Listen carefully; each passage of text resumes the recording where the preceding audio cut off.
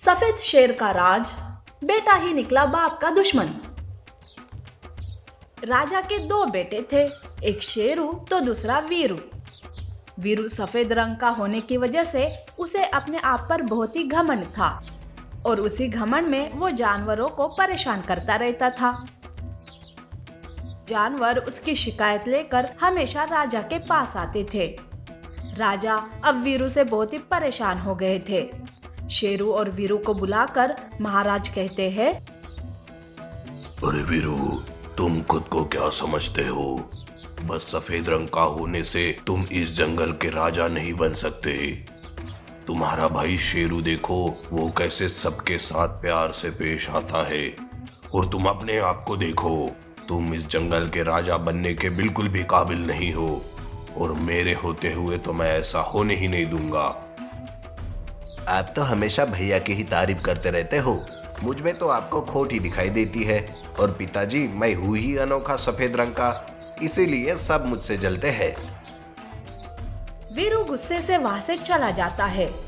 शेरू वीरू को समझाने उसके पीछे जाता है, उसे समझाने लगता है। तब वीरू उल्टा उसी से कहता है, अरे अब तू मुझे मत समझा कि मैं क्या करूँ और क्या नहीं। छोटा है तो छोटा ही रहे, मेरा बड़ा भाई बनने की कोशिश मत कर। वीरू का गुस्सा और भी बढ़ गया था और वो सारा गुस्सा जंगल के बाकी के जानवरों पर उतारता रहता है। ऐसे ही कुछ दिन बीत जाते हैं। एक दिन शेर महाराज का मृत शरीर जंगल के एक कोने में मिलता है। सारे जानवर अपने महाराज के लिए रोते रहते हैं। तभी वहाँ शेरू और वीरू भी आते हैं। तब वीरू रोते हुए कहता है, पिताजी, पिताजी, उठिए पिताजी। लेकिन पिताजी, आप इस जगह पर कैसे आ गए पिताजी? आपको किसने मारा पिताजी? तब वीरू खुद को ही जंगल का राजा घोषित करता है। वो जंगल पर हुकूमत करने लगता है। ऐसे में एक बार हिरण शेरू के पास आती है और वो कहती है, शेरू, उस दिन वीरू कह रहा था कि महाराज उस जगह कैसे आए, पर मैंने वीरू को शेर महाराज के साथ उस ओर जाते हुए देखा था, पर फिर भी वीरू कह रहा था कि वो वहाँ कैसे पहुँचे। तुम कुछ भी कहो शेरू, पर मुझे पता नहीं, वीरू पर ही शक आ रहा है। ये सुनकर सच में शेरू को सदमा लगता है, पर वो खुद को संभालते हुए वीरू से बात करने जाता है। तब वीरू कहता है, अच्छा, तो तुझे समझ आ ही गया, चलो अच्छी बात है। भैया, अपने ही पिता को आपने मार दिया और ऊपर से रोने का नाटक करके दिखा रहे हो कि तुम कितना दुखी हो रहे हो। अरे चुप कर, उनके होते हुए मैं राजा नहीं बन सकता था ना, इसलिए उन्हें ही रास्ते से हटा दिया। मैं उनकी रोज रोज की बातों से परेशान हो चुका था और मुझे इस जंगल का राजा बनना था। अब तुझे भी मैं उनके पास ही भेजूंगा। वीरू शेरू को गुफा में बंद कर देता है और गुफा का दरवाजा पत्थर से बंद कर देता है और अपने रोने का नाटक शुरू करता है। उसे रोते देख सारे जानवर वहां आ जाते हैं। तब वीरू रोते हुए कहता है, अरे देखो जंगल वासियों, मेरे भाई भी मुझे छोड़कर चले गए। अब मैं अकेला बच गया, अब मैं किसके सहारे जिंदा रहूंगा? वीरू रोते रहता है और सारे जानवर उसे तसल्ली देते हैं, पर वही खड़ी हिरन को दाल में काला नजर आता है।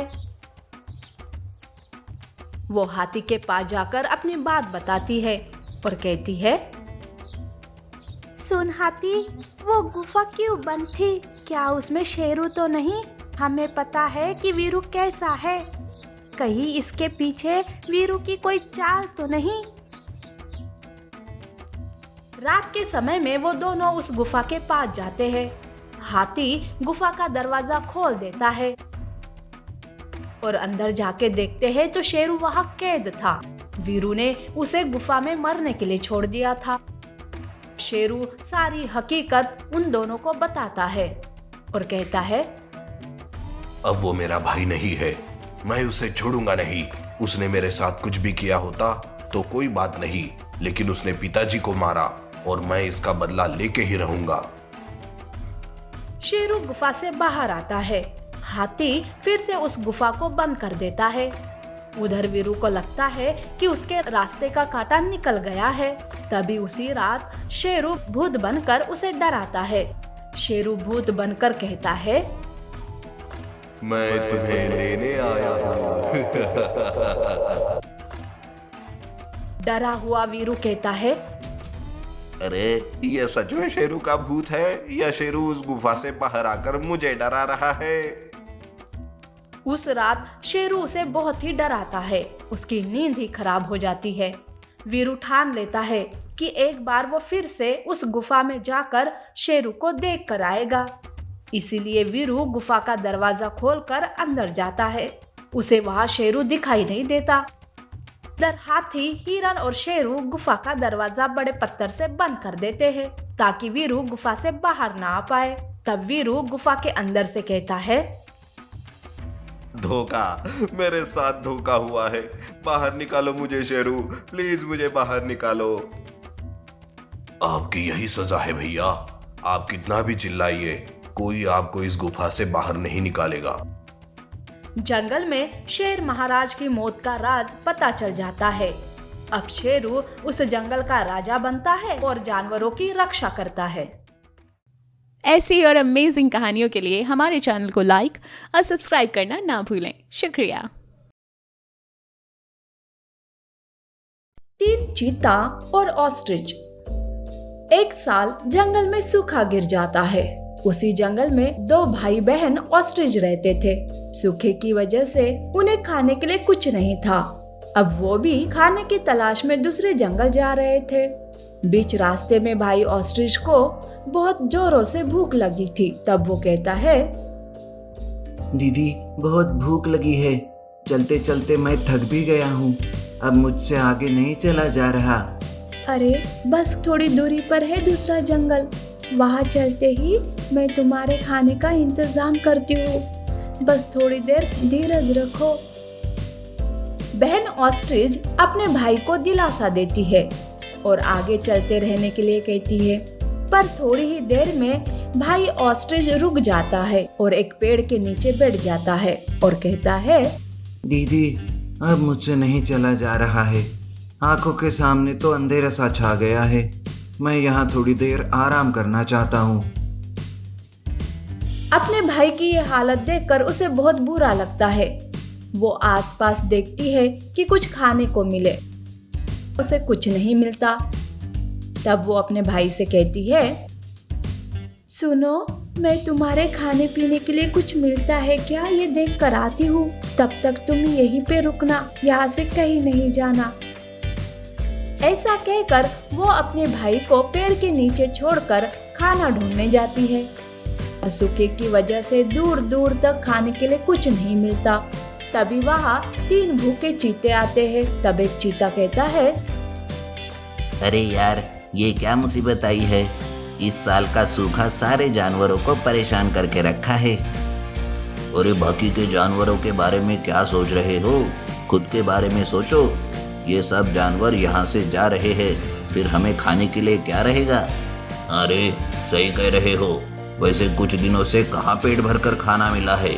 ऊपर से ये गर्मी, पीने के लिए पानी भी नहीं है। ऐसे बोलते हुए वो आगे जा रहे थे कि उनकी नजर पेड़ के नीचे बैठे ऑस्ट्रिच पर जाती है। तब एक चीता कहता है, आखिरकार भगवान ने हमारे लिए खाना भेज दिया। वो देखो, तंदुरुस्त ऑस्ट्रिच। अरे पर ऑस्ट्रिच की किक बहुत जोरों की लगती है। हम में भी इतनी शक्ति नहीं है कि उसका मुकाबला कर सके। ऐसे में क्या हम उसका शिकार कर पाएंगे? अरे देखो उसे अच्छे से, लगता है कि वो भी भूखा है। अगर हमने उस पर हमला किया तो वो हमारा मुकाबला नहीं कर पाएगा। हम आसानी से उसे मार डालेंगे। चलो चलते हैं। ऐसा कहकर वो तीनों उस ऑस्ट्रिच के पास जाने लगते हैं। उधर बहन ऑस्ट्रिच को कुछ फल खाने के लिए मिल जाते हैं। उसे बहुत ही खुशी होती है। वो फल लेकर अपने भाई के पास आने लगती है। तब वो देखती है कि 3 चीता उसके भाई पर हमला करने वाले हैं। तब वो मन ही मन में सोचती है, हे भगवान, ये 3 चीते कहाँ से आए? मेरे भाई के पास अभी इतनी शक्ति भी नहीं है कि वो उनका मुकाबला कर सके। मुझे जल्दी ही जाकर उसे बचाना होगा। ऐसा कहकर बहन ऑस्ट्रिच फल संभालते हुए तेजी से दौड़ते हुए अपने भाई के पास जाती है। तब तक 3 चीतों ने उस ऑस्ट्रिच पर हमला कर दिया था, उसे अपने पंजों में जकड़ लिया था। अब वो उसे मारने ही वाले थे कि तभी बहन ऑस्ट्रिच वहां पहुंच जाती है और कहती है, छोड़ दो मेरे भाई को, नहीं तो मैं तुम्हें छोड़ूंगी नहीं।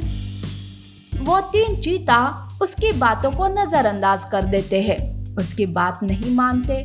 तब बहन ऑस्ट्रिच पूरी ताकत से चीता पर हमला करती है। वो अपने लंबे पैरों से चीता को मारने लगती है, जिस वजह से चीता भाई ऑस्ट्रिच को छोड़ देते हैं। तब चीता कहता है, अरे ये बहन ऑस्ट्रिच कमजोर नहीं है, ये तो कुछ भी कर सकती है। पता है ना, अगर इसकी एक भी किक सर पर लगी तो भेजा बाहर निकल आएगा। अब तो भलाई इसमें ही है कि यहाँ से भाग लो। तब वो 3 चीता बहन ऑस्ट्रिच का ये रूप देखकर अपनी जान बचाने के लिए वहाँ से भाग जाते हैं। बहन ऑस्ट्रिच अपने भाई ऑस्ट्रिच को फल खाने के लिए देती है। फल खाकर उसे बहुत ही अच्छा लगता है। तब वो कहता है, दीदी, तुम्हारी वजह से आज मेरी जान बच गई। तुम तो मेरी माँ जैसी हो दीदी। ऐसा कहकर वो अपने बहन का धन्यवाद करता है। उस दिन वो वहीं पर रुककर आराम करते हैं और दूसरे दिन जंगल जाने के लिए वो निकल पड़ते हैं।